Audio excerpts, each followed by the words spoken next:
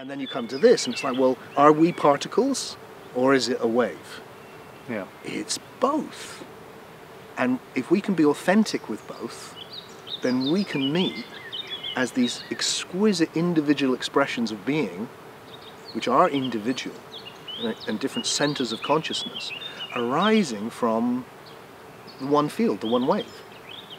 And then, rather than being, we have the experience of being conscious and meeting as separate perspectives, and also being connected, so we're separate and not separate.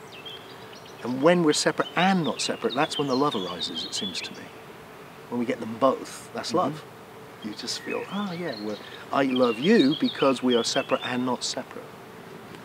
So the recognition of love in everything, or... Yeah, and by love I do mean that's nice, but I mean love seems very big to me, because love is the thing which brings the two together as one, but they're still two.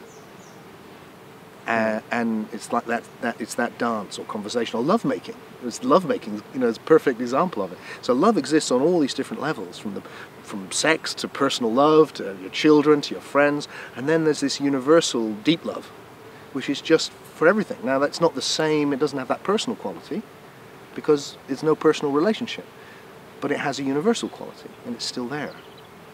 And it means you can even love your enemies. It just means there's a love of being, not a liking necessarily, which means that love can also embrace suffering. In fact, it seems to me, and a lot of spirituality seems to be about getting rid of suffering, but it seems to me that love entails suffering. Entails? Suffering. And what's entails? Oh, it involves suffering.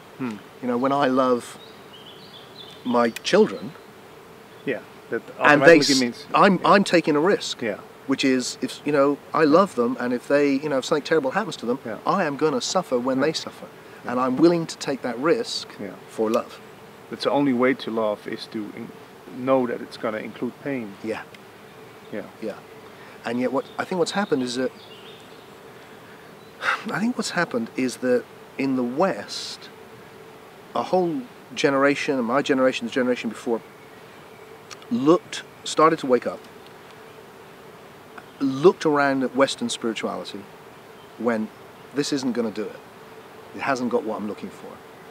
And swept away this kind of moribund religion and went east, and then imported that pretty much uncritically. So replaced a whole lot of Western religion with Eastern religion. And now I think what needs to happen is we need to present the same critique to those ideas which have become, within a few decades, so embedded that people take them for granted. Mainstream. Yeah. I mean, ideas like enlightenment, or you shouldn't be attached, or have no desires, all these Eastern ideas, which are fundamentally anti. The Buddha's got his legs crossed, he's disappearing off. Which these are deep. Yeah. But they're one-sided because they're pushing away humanity.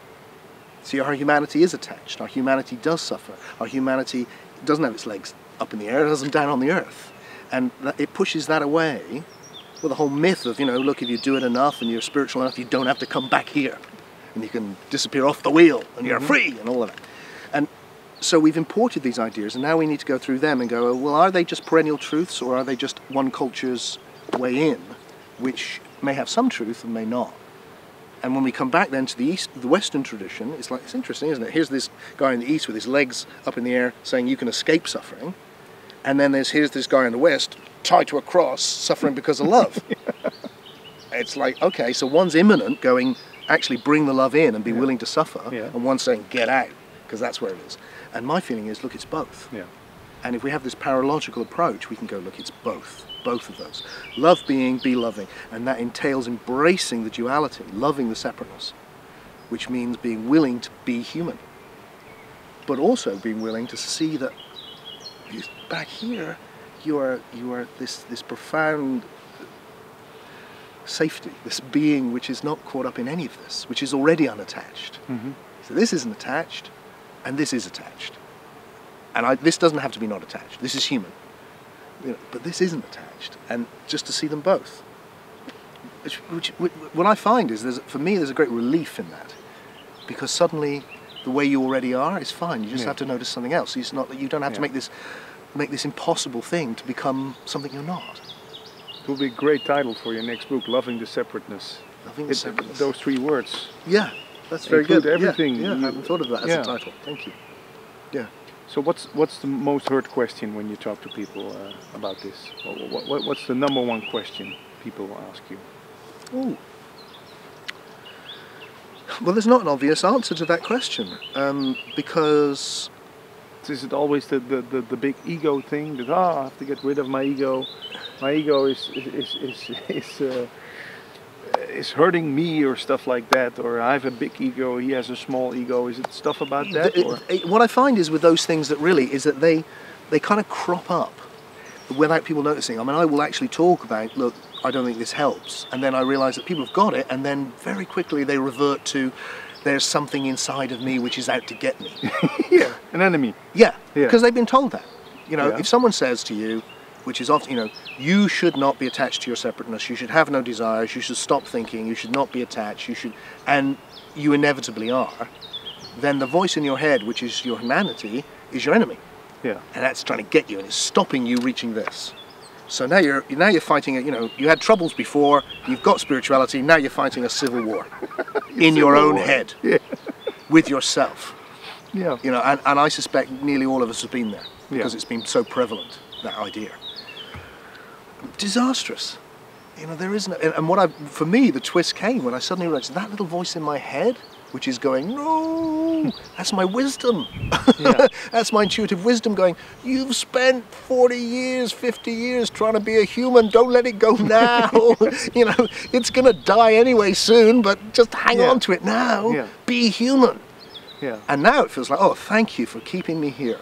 Yeah. And letting me see that I'm already this and this.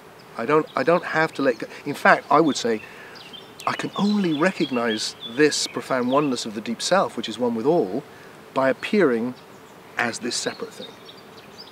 And that was a big insight for me, was going, look, this consciousness is separateness. The subject and object is what's the whole of consciousness is predicated on. And in consciousness, I mean, I look around me now, everything I'm conscious of, I'm differentiating. I differentiate you from the chair, from the grass, from me, from the camera, from here, from the sky, from the up, from the down. Consciousness is going, that's how I'm conscious. Mm-hmm. You look at a baby, they're kind of conscious, but they haven't come in, and you see the Buddha. It's like, oh. Yeah. But to become conscious, they have to learn to break it all up. Yeah. Now the problem is that when we've broken it all up, we get stuck in it. Yeah. And that's when we suffer, and it's like this. But that doesn't mean it's a bad thing. It's not like, so much of spirituality feels like people are coming to you, you know, when you've finally come in, and they're coming up and going, it's all been a big mistake. You've learned to think, and evolution has 13.5 billion years to get to this thinking individual, and what a fuck up. It's like, we don't want that. No, it's like, that can't be right. So, what I'm saying is, no, through the separateness, we become conscious. Now that we're conscious, what the spiritual journey is to become conscious of being conscious. That we actually then, because we're aware of all of the separateness, we can go, who's looking? And as we do that, suddenly there's the oneness. Oh, there's a big space of awareness within which everything's arising like a dream. And I am that. And like in a dream, here I'm in the dream, and here I'm the dreamer and it's in me. Yeah. And they're both true at once.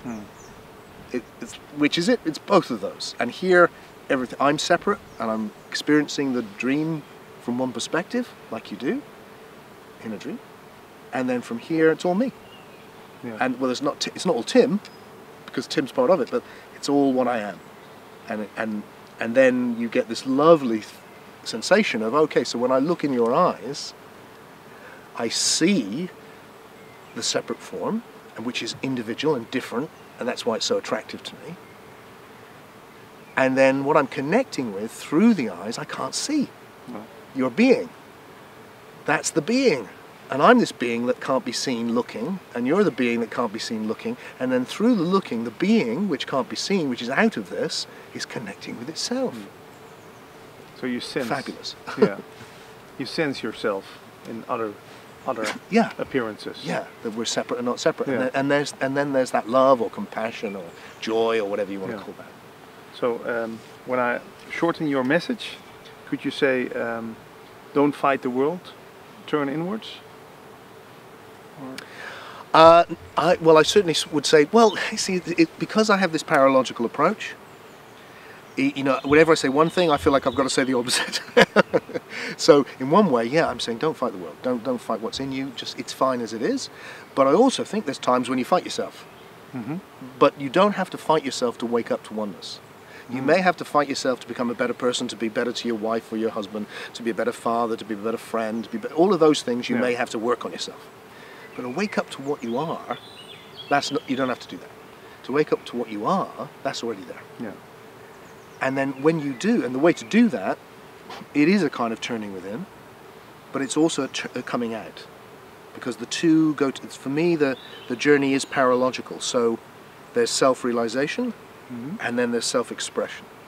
There's knowing yourself and showing yourself, if you like. It's the loving being, and then being loving. And these two come together. So that the further I feel like I've woken up to this, the more that love has propelled me into engaging with this. So there's a peace and a passion, and all of these opposites start to come together, and they're happening at the same time. So is creating, being creative, is that realizing self? I think so. I think it's the other side of it. So that here it really is a profoundly, ultimately, profoundly passive. You're coming into this place where you're just holding it all within you, just as it is, and it's perfect. Absolutely perfect. You love it just as it is, even the ugly bits. It's just whoa. And then it comes through this, and it's creative, which means that could be better. Yeah. Let's change that. You want to engage. Let's make this. Let's bring this into life. How can I express this funny Tim thing? What can Tim bring to this dance? What verse can he sing? Let's join. And those are happening together. It's the knowing and the expressing and the showing. Yeah. Are your books translated in Dutch? Also this book, The Mystery Experience? The Mystery Experience is not in Dutch yet. Oh. I would love it to be. It's only just come out in English. You can ask Wim from Samsara. Wim. It's a fantastic book waiting to be published in Dutch. I think after this talk, that's a piece of cake. Thank you.